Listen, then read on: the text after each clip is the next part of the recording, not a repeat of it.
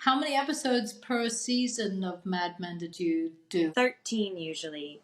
So we did 92, which is just insane. 92 hours. It's just great. I'm sorry, I'm going to trump you here. We did 22 episodes per season, and we did, so I think we 201 episodes. Wow. 201 before we then came back in and did a couple more seasons. You directed as well. I was curious what you felt that experience was like for you. I'd always wanted to direct when I did, and I still want to direct again. And at the time, I can't quite believe that it happened or that I did it, because I wrote the episode as well, which I'm thinking like, wait, when did I do that?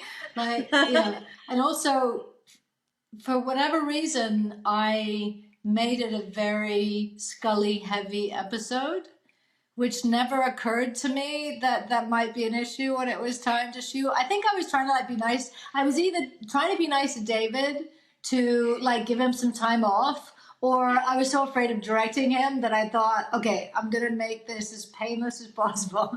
And so totally. And then I end up being in every scene, and that's what I did with my first one. I had 2 episodes to choose from, and I chose the one that had more June in it. It's quite, I think it's really narcissistic. It's like weird. Like, I loved the experience. I really, really loved the experience. I look forward to doing it again. I wish the final product didn't feel so much like a music video. It feels a bit too much like a music video and not necessarily an hour of drama TV. Do you think that was your responsibility? Or yeah, I do. It was a lot of, because I like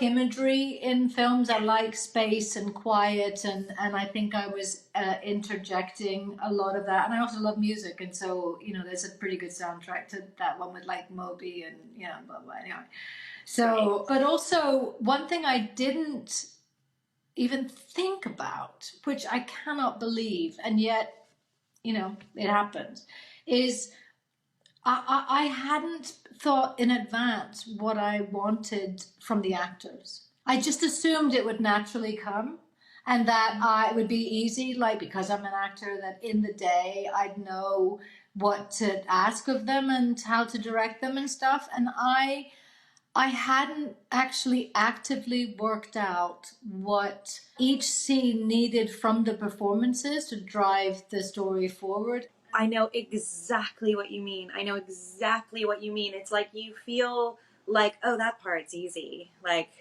I know how to do that. I think about everything else, plan everything else out, yes, but that'll come. Everything else is so difficult. The acting will be fine. There's nothing more terrifying than knowing you have to go tell an actor something and you have no idea what to say. There's nothing more terrifying as you're walking from the monitor to the set and you're like, I have to say something. Yeah, I know. And it's terrible. It's a terrifying feeling. I think I've blocked all that out.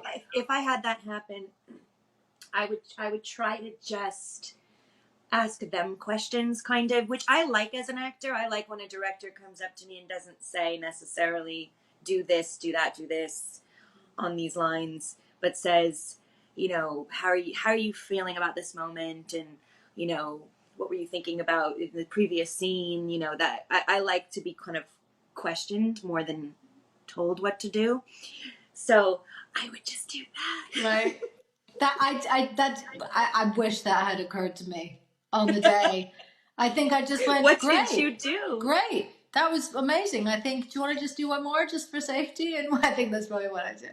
That'll work too. Or not. Yeah. It'll at least get you out of the scene. Directing is something that is, it's a completely different beast, right? I mean, it's not, as an actor, you can step in and step out of something. You can do a couple different things at the same time. But as a director, I mean, that's it. That's your life.